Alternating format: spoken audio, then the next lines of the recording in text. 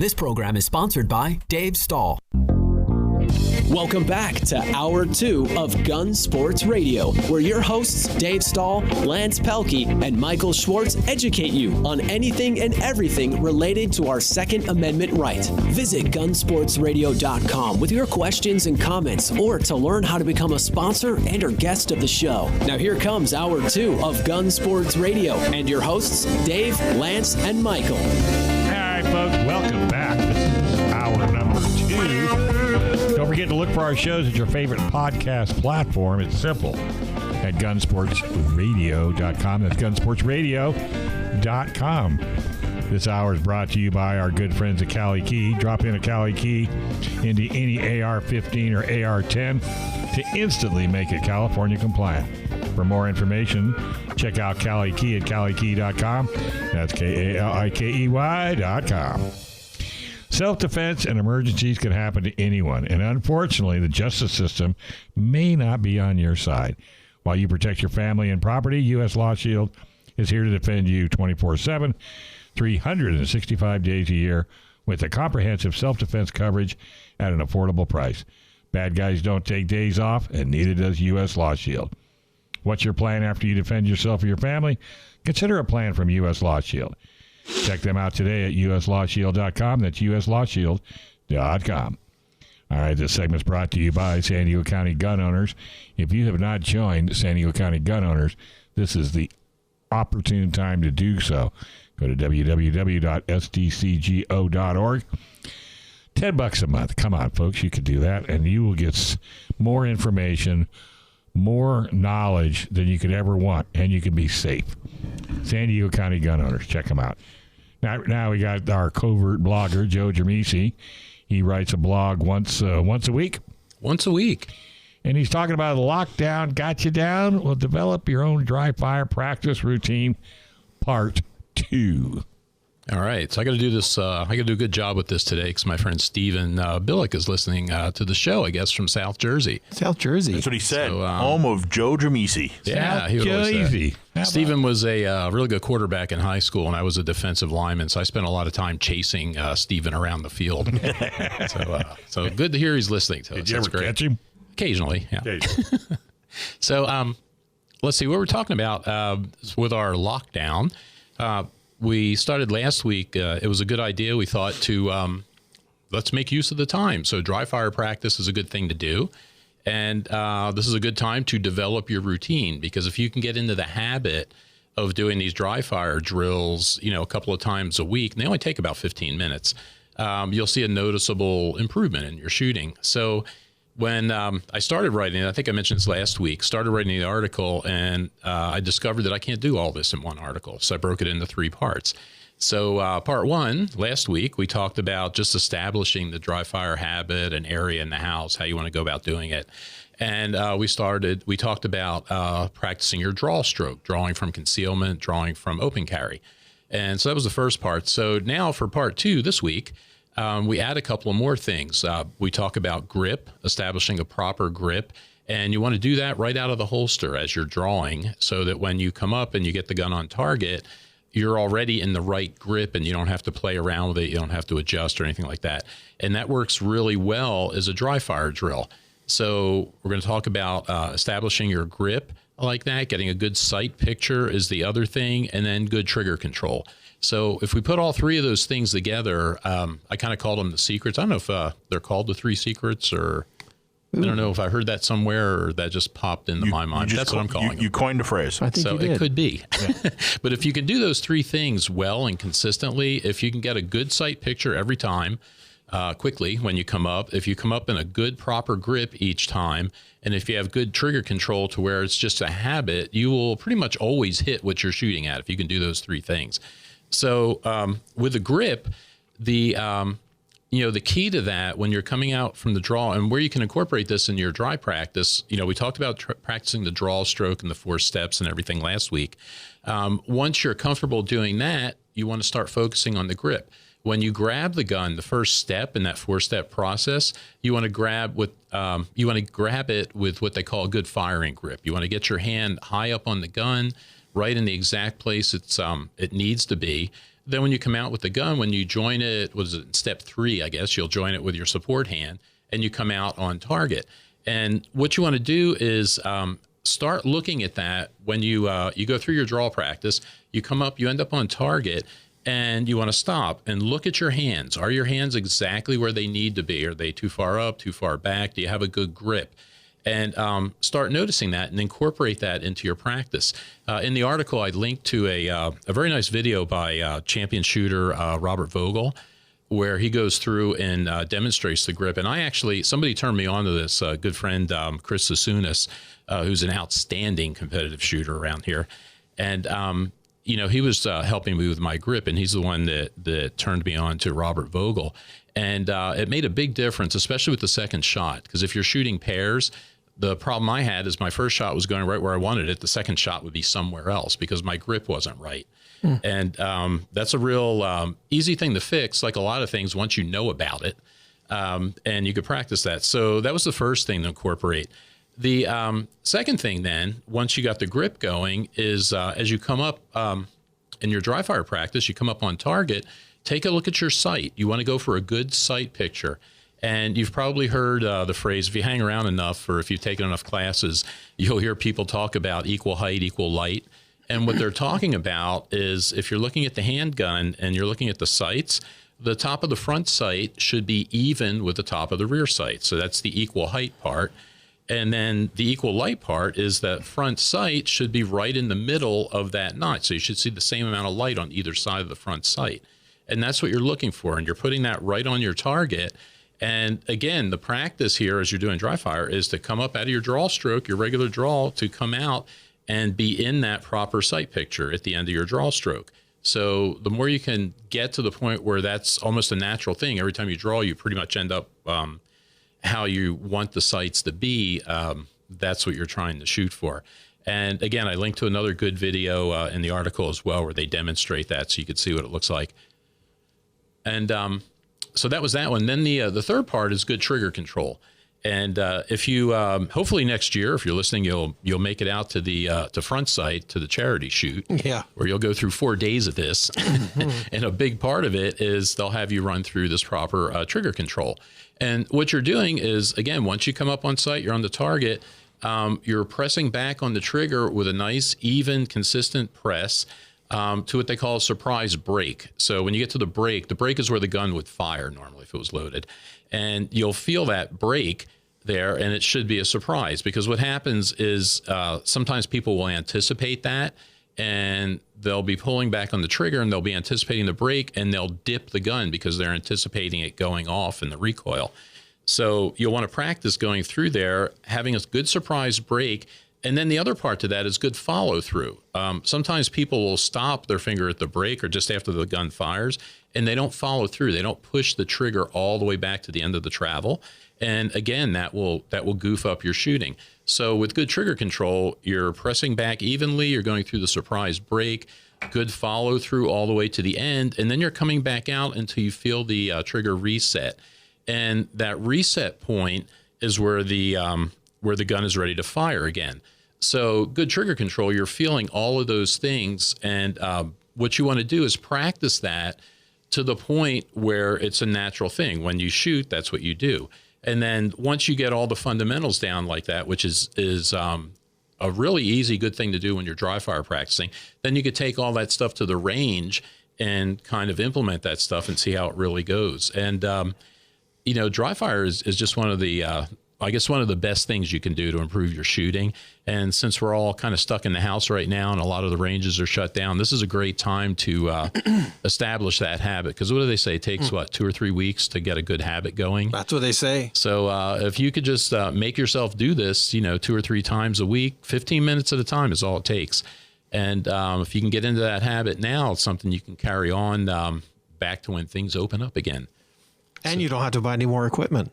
No, you should have everything you have there. We were talking about this earlier, and I wish I knew more about it. The Mantis X is what we were talking about. Yeah. And there's different things that you can incorporate into your gun to help with your dry fire training. And I know the Mantis X is a big one. I know John Correa is a big fan of that. He talks about it all the time in his videos. Have you seen that, Michael? Or? It's basically a way for you to dry. I've never actually touched it. I've just seen John Correa talk about it. but it's like a little laser. It's like a little fake bullet and a laser situation. Yeah, and it'll measure your draw It attaches stroke to the rail of your gun. If you don't have a rail, you can put an adapter on it. Oh, is that how? Yeah, that's it. Yeah, so like a light onto your Glock or whatever the case may be. Because I know you can measure your times with that. It'll plot your draw stroke. Yes, for you. When you come up on target, it'll show you if you are actually on target, if you have a good sight picture and that kind of stuff. So it sounds like a really useful thing, or really helpful thing. I've never tried it. I should explore it a little bit more. Maybe we can write about it also, later. too, we were talking earlier, Masad Ayub, yeah, great guy. He was talking about the use of air guns. Yeah. And, building yourself a little, safe bunker, whatever the case may be, and just, using a air gun. Yeah, to get some dry fire, or not some dry fire, but just some shooting practice in. Yeah, trigger time. And the air guns are good.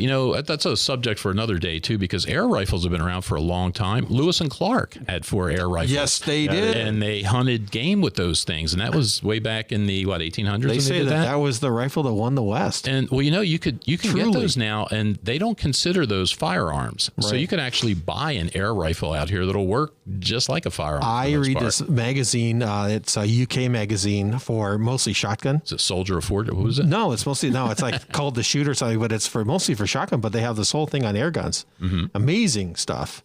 So anyway. It was even more amazing back then because they didn't have rubber and plastic. Yeah, for them to be able to pull that off is amazing. They had a little bicycle. Oh, we got to take a break. That's it. Got to pay some bills. Got to pay the bills. Hey, folks, you're listening to Gun Sports Radio, FM 96.1, AM 1170. The Answer.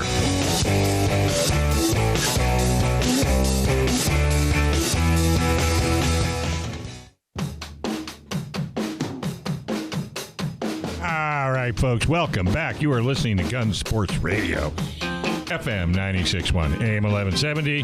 The Answer. California assault weapon laws make it almost impossible to own an AR platform rifle. What's the solution? Cali Key converts any mil-spec direct impingement AR platform rifle into a straight pull-bolt action rifle so it can have all the features without being considered an assault weapon. It's a true drop-in solution. No milling, no aesthetic modifications, no turning off your gas system. Keeps your entire AR collection intact at a price you can afford with Cali Key. Check out Cali Key at CaliKey.com. That's KALIKEY.com. Well, this segment is sponsored by the good folks at U.S. Law Shield. Go to uslawshield.com for all the protection you can handle. But we have a special guest on the line. Woohoo! That'd be Mr. Bill Desy from CCW USA. Bill, how's it going, man? Hey, very good. How about yourself? Fantastic. Everybody, if you own a gun in San Diego, you know who Bill Desy is. You may know him as Bill Desy, but he is one of the most popular CCW instructors in San Diego. Bill Desy's been doing this for decades now and is a fantastic advocate and member of San Diego County Gun Owners and works primarily out of the Glock store, right? That's correct. Excellent. So for those who are either looking to apply, let's talk about 2 chunks here. Those who are looking to apply for a CCW and those that are in need of renewal. What are you seeing? What do they do? How do they act? What steps do they take? So right now everything's online, as you know, through Permitium. And they're encouraging everyone since April 1st to go online, go to the sheriff's website, or go to the link through San Diego County Gun Owners, or we also have the link on our website on the California page where you can link in to Permitium, create your username and password, and start your process, whether it's initial or renewal permits. And but it's happening. People are getting renewed. People are getting their permit. It's just that it's all migrated onto Permitium. Which, by the way, I mean, what timing? They started this. They started this. They started this migration March, I think, 1st. And then all this COVID-19 stuff happened. What timing? I mean, it's kind of perfect. I'm not sure what they would be doing if they hadn't switched over to Permitium. And what we run into right now, and I just talked with some folks over at licensing the other day, is their May 1st. That's their hopeful reopening date is May 1st, but as you know, it's a fluid situation. Things change. So right now I do have quite a few people who have taken the initial class and the renewal class. They've uploaded all their documents. They've got the good to go. They're just waiting for an email from the sheriff's department to let them know when they can come in for their appointment or to schedule that appointment.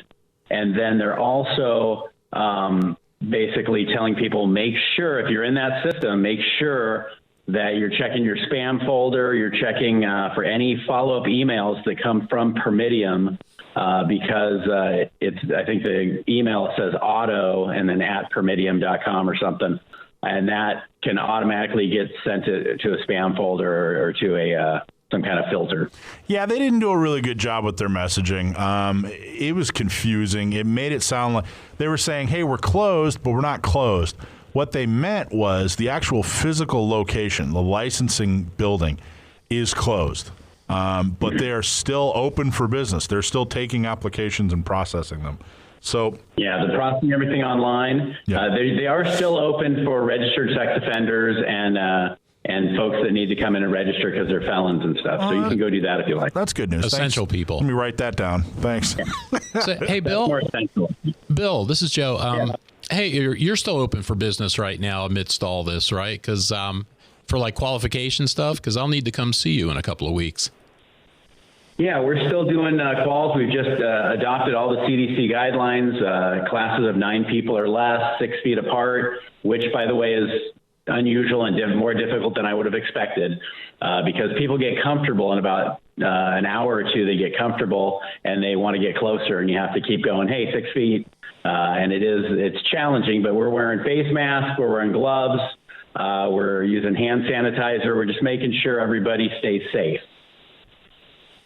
Well, great. Yeah, I'll be calling you here in a couple of weeks. So good. That's good to hear. Yeah, and it's another common question. People, it's amazing that we've been talking about this for years now, and people still want to know: are people getting approved for a CCW? The approval rate that you're seeing is well over 97%. I mean, it's pretty high, right? I can only count the people I'm aware of that have been denied on one hand. It's less than 5. And usually, in fact, I would say all of those were either issues that they forgot to put down on their application, or they contradicted themselves in some way where it made it appear that maybe they weren't telling the complete truth. And that's not something that had to do with their good cause statement. It's more the application process. Oh, I forgot I had that criminal conviction, or, oh, I forgot I had a restraining order 2 years ago or something. Whereas if they had disclosed it, it may have been a different outcome. So in May, we're going to do, actually, let me think. I might do it at the end of this month, but in May, we're going to do an online, like a Zoom or Facebook Live online session on how to write your good cause. Unfortunately, we haven't been able to do we were doing 6, 7, 8 how to get your CCW seminars a month. And those seminars, by the way, are that was actually Bill's idea, and the whole county ran with it, and it was a really good idea, Bill, and I thank you for it. But I get at least a dozen emails a week asking to review their good cause, which I'm happy to do. I can absolutely tell the difference between somebody that attended the seminar and somebody that did not attend the seminar. These seminars really, really make the sheriff's job easier, and they really, really help people out on how to write your good cause and that sort of thing.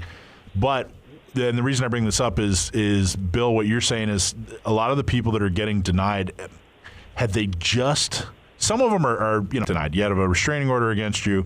You had some kind of battery charge or something like that. It's a background check issue. But the very, very, very few that have gotten denied, if they had just done things a little bit differently, they would have gotten their CCW. So that's the thing we're going to concentrate on.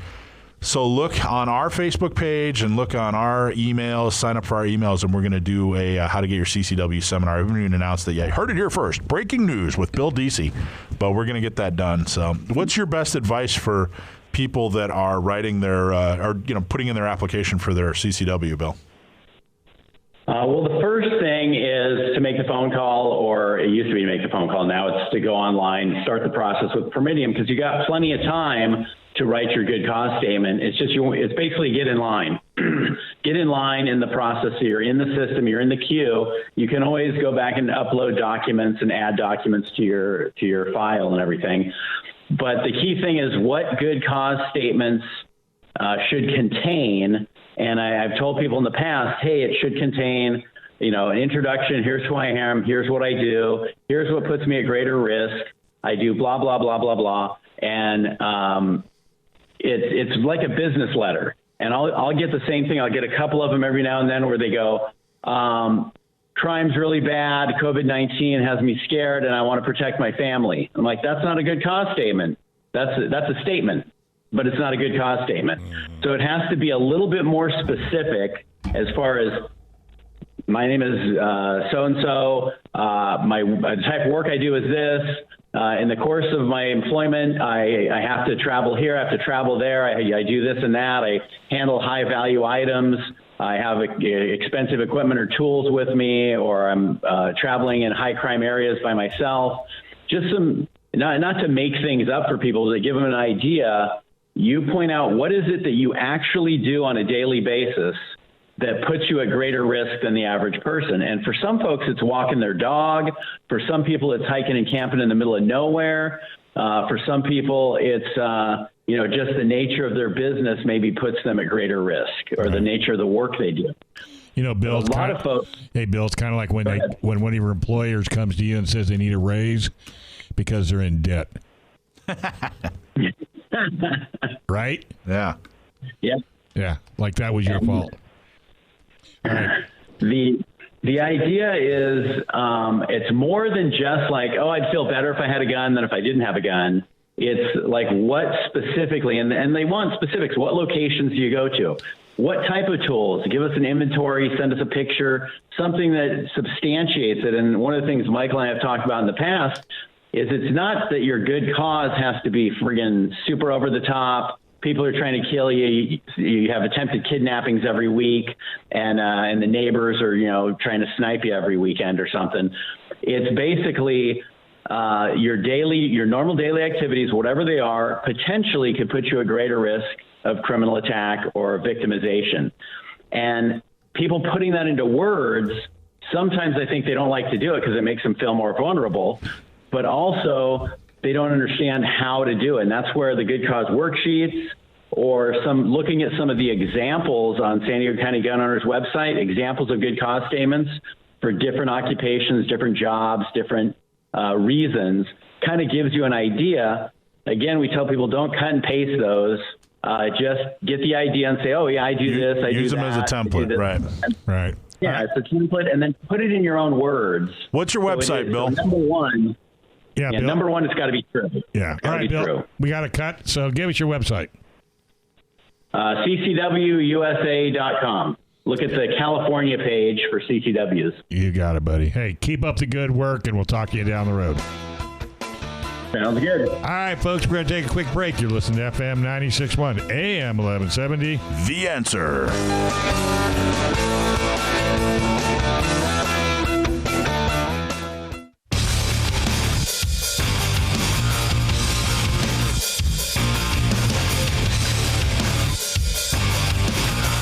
Welcome back. You're listening to Gun Sports Radio, FM 96.1, AM 1170. The Answer. Hey, have you been to A.O. Sword Firearms in El Cajon? Well, they got the widest selection of guns in San Diego County, with over 600 unique guns in stock, including hundreds of used guns. Go see their full-service experienced gunsmith. They can do everything from mild repairs to full custom firearms. A.O. Sword Firearms store located at 929 East Main Street in the city of El Cajon. Go to their website at aosword.com, or you can call them at 619-749-4867. Bill Buyer Repair. A.O. Sword Firearms is your go-to place for all things firearms. That's aosword.com. Call them 619-749-4867. And with that being said, we got David Chong on the line. And he wants to talk to you about training and the importance of belts and slings. Belts and slings. How you doing, Dave? I'm doing well. I'm sure glad you had my friend Bill on the show. He's, there's only less than 20, I think, of us who are certified instructors in CCW for San Diego County. And of those, maybe less than half a dozen of us do it full time. Over at AO Sword, we focus on real small class sizes, and we perform our training up at Lemon Grove Rod and Gun. Whenever my classes are full, or like now when I'm not training at all because of my range is shut down, Bill and then one other outfit up in North County, they're the only people I trust with my students and my clients. Does a great job. I just had an idea. We need to do a CCW instructor like IDPA match. Oh, yeah. How about that? Bring it. Yeah. You got everybody excited on that one. Guns and glory. Winner gets a trophy, and the second place gets a set of steak knives. Yeah, that's classic. Good. Bill is my only concern is I'm going to beat Bill, and he's very good with knives. So if we could come up with a other second place. He's not here to defend himself, but I know he's listening. Yeah, I do want to talk a little bit about basically gear supporting your firearms. We have hundreds and hundreds, I would say thousands and thousands in the county of new firearms owners.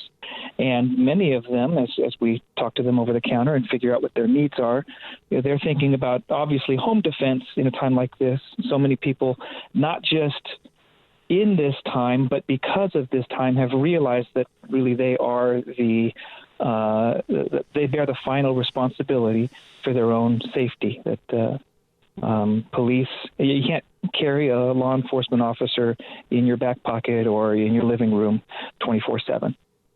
And by the time they get there, whatever has happened, or whatever's going to happen has happened, and the police are just there to report. Mm-hmm. So the second component, however, that has been driving people to buy guns is a consideration that maybe it won't just be a individual violent incident inside their home, but they could see a straight line path to where maybe society could get desperate and there would be a period of lawlessness.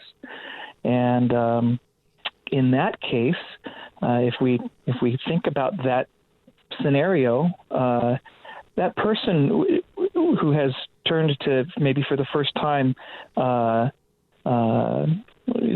buying a gun and realizing that that's an important tool in their toolbox of personal security and safety, they may be compelled to travel with that gun, whether it's traveling around their property, traveling to the neighbors, traveling to the store, or whatever. And a gun simply held in the hand is not a great strategy. First of all, you can't carry whatever you went to the store for. Second of all, it weirds people out. And so as they think about, okay, now I've got this gun, how would I actually employ it? You need to think about slings for long rifles and shotguns, and you need to think about holsters for pistols. Even some long-time shooters just have not really solved or even considered how do I carry this thing around and still do my life, or whatever the tactical or the societal situation is.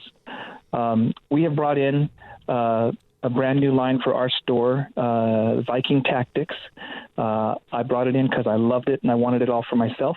I demoed their gear at the charity handgun shoot up the front site this year, and I don't know if any of you guys saw me, but I saw you. My class will attest. I was jumping on the ground and then rolling around and sprinting, and their raised tactical belt did better than my Ronin system, did better than many other belt rigs that I've had. Wow. Now, what does that mean, did better? I mean, other than sure. So hold your pants up. more comfortable. Let's talk about what it is. It's a rigger's belt, and rigger's belt are generally used to hold you in place. They have enough strength to latch into a rappelling rope or a fast rope to whether that's for climbing or for tactical insertion or extraction. It has enough strength to support your body weight and all your gear. Now,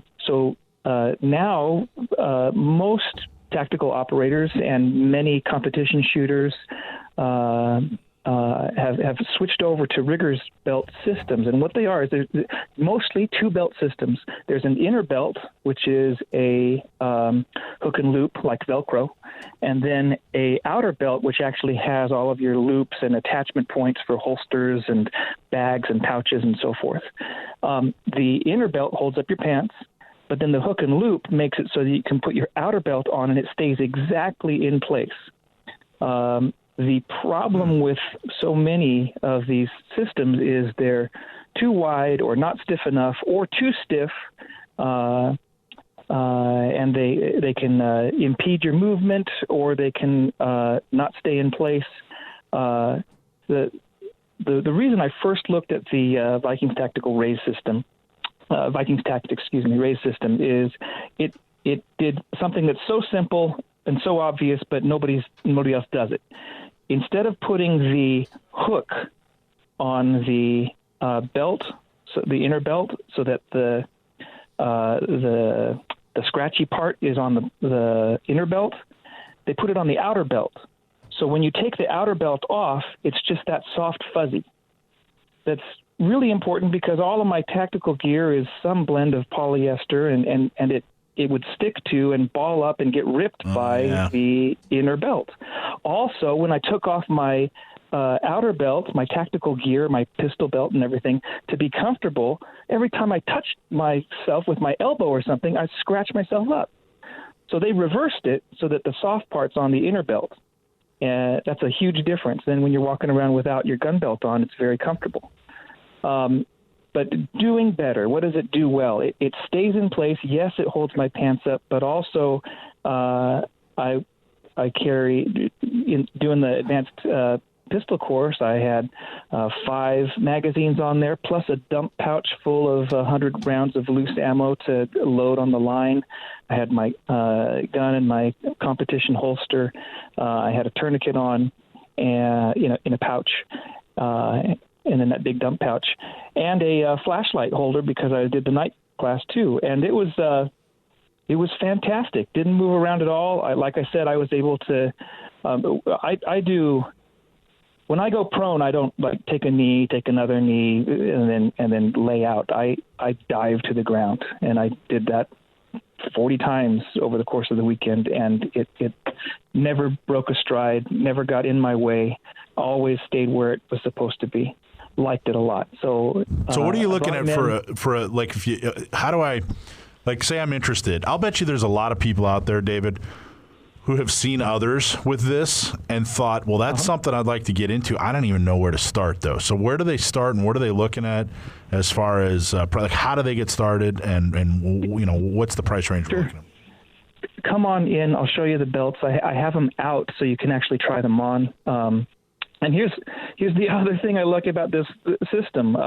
Most of these belts, you're really looking in the $200 to $300 range, which is just out of the consideration of most people. Yeah, I'm not that serious about this.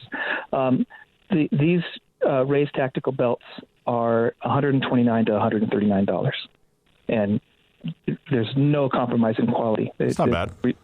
We're manufactured direct, so and we're making enough of a healthy profit to keep on selling these, and we're not undercut by Amazon or anything like that.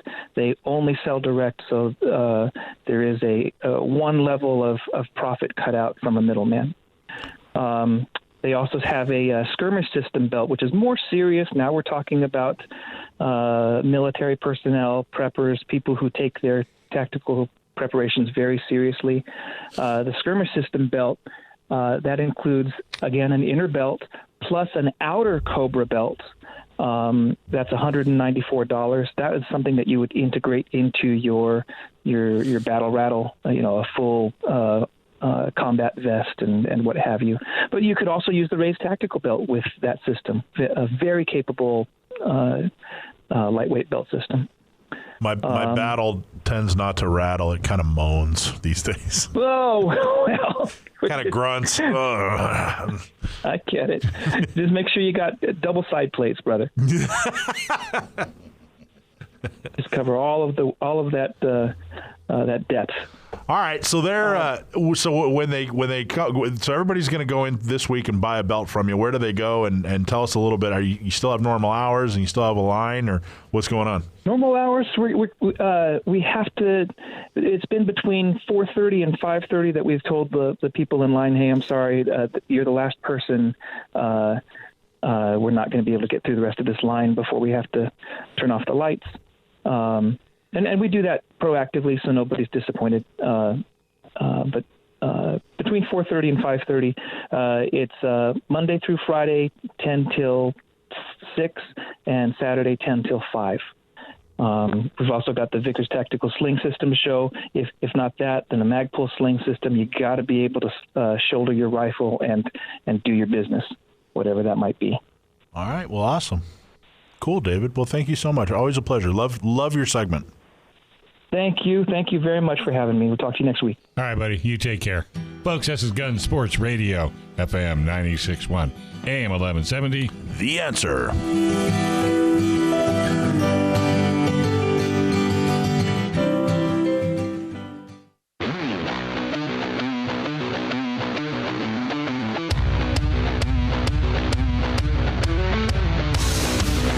Folks, hey, welcome back to Gun Sports Radio, FM 96.1, AM 1170. The Answer.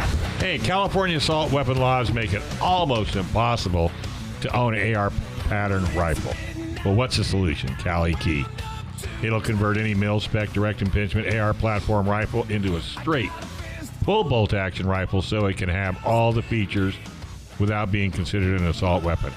It's a true drop-in solution. No milling, no aesthetic modifications, and no turning off your gas system. Keeps your entire AR collection intact at a price you can afford with Cali Key. Check out Cali Key at CaliKey.com. That's KALIKEY.com.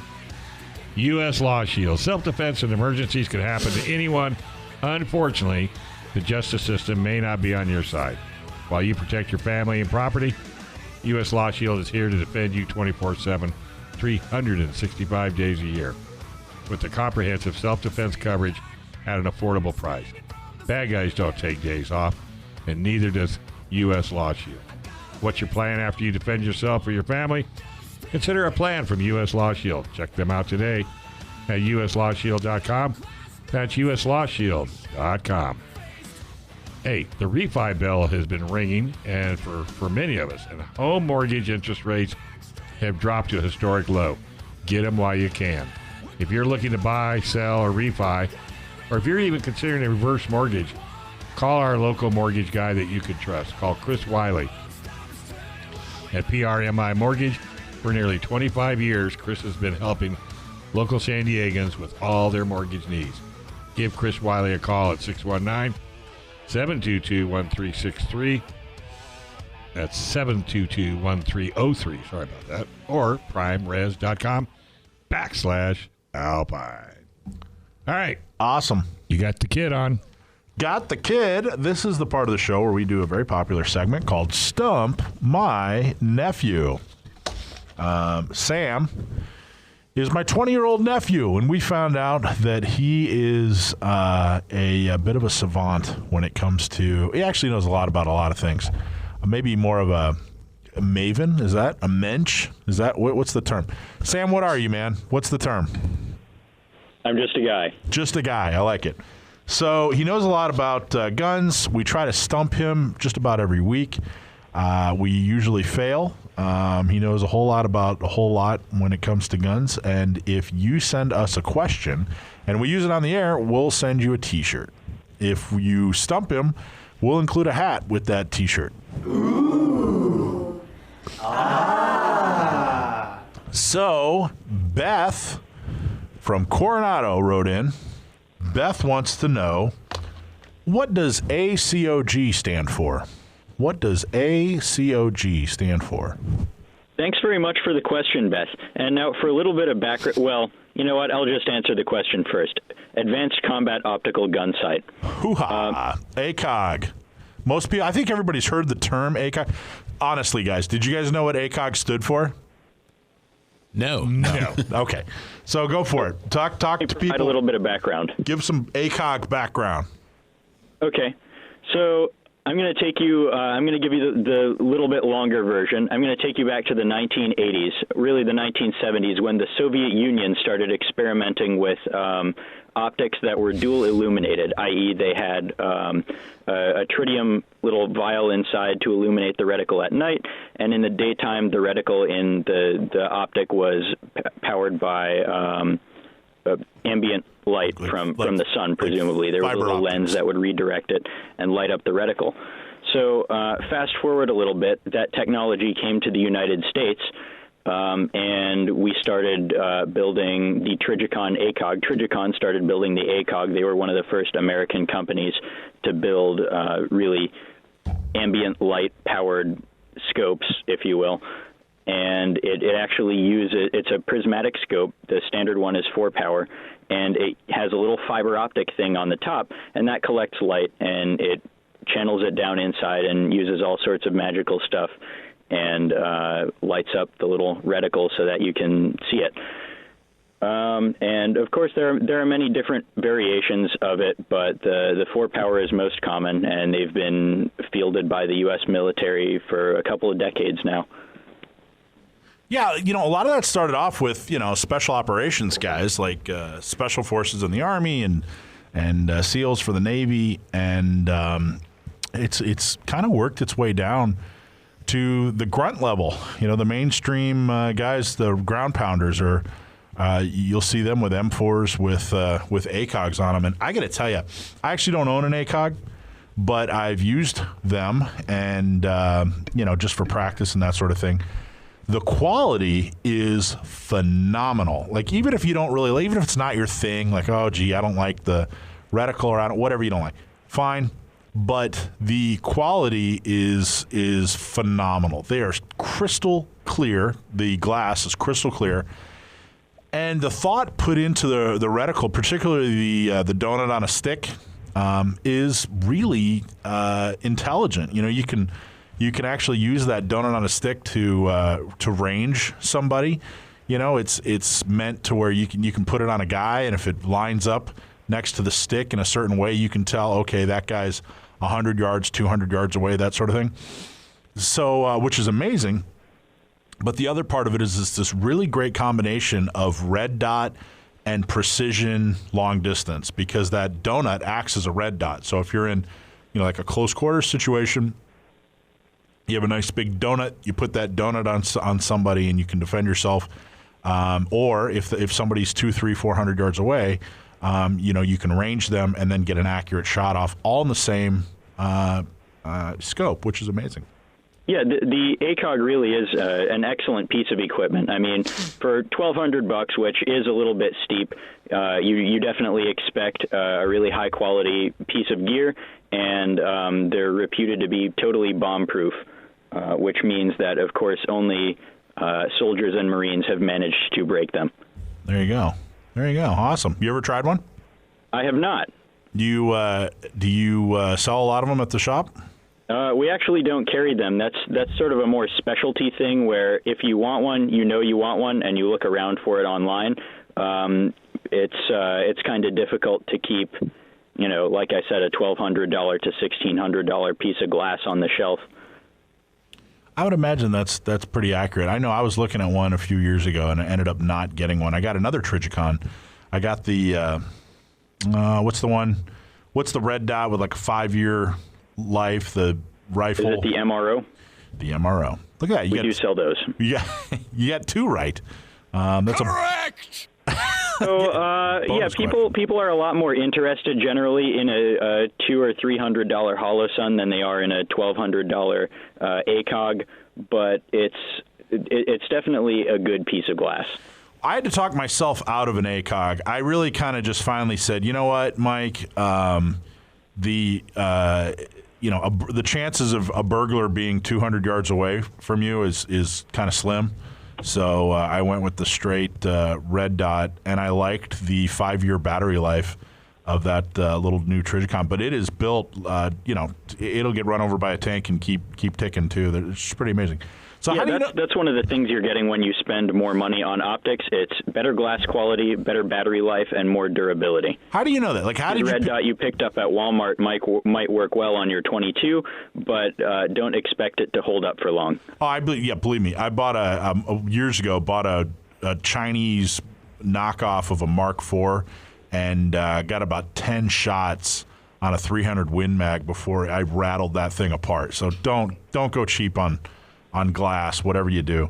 So how do you know that? How did ACOG information seep into your noodle? That's a fantastic question. And that's it. That's the answer, huh? Yeah. Yeah, you've stumped me there. All right. Well, Sam, awesome job. Who knows what goes into his noodle? Yeah, exactly. Well, thanks very much. Thanks for having me on, as always. And for those of you listening who are interested in what kind of glass to put on your rifle, I swear by Vortex. Hollow Sun is good as well, and primary arms might be a budget option to look at. All right, buddy. Good advice. You're the best. Take care and say hi to the family. They're right here. Cool. All right, folks. Hey, we really want to thank our sponsors. We didn't get them squeezed in last week, and I want to make sure we get them today. Firearms Legal Protection at firearmslegal.com. San Diego County Gun Owners at SDCGO.org. That's it. U.S. Law Shield at uslawshield.com. Cali Key at calikey.com. That's KALIKEY.com. PRMI Mortgage at PRMIRES.com/alpine.com. Sounds like an Aretha Franklin song. PRMERES. No, anyway. Law offices of John Dillon, the Gun Range San Diego at thegunrangesandiego.com. A.O. Sword Firearms store at aosword.com. And, of course, Lance Pelkey, Michael Schwartz, Joe Drammissi, Sam the Gunman, and our digital master, Brendan Thomas. Remember, folks, go to gunsportsradio.com for podcasts, up-to-date information, advertising opportunities. It's all right there at gunsportsradio.com. Folks, be safe. Don't be complicit. And wear your mask. On FM 96.1, AM 1170. The Answer.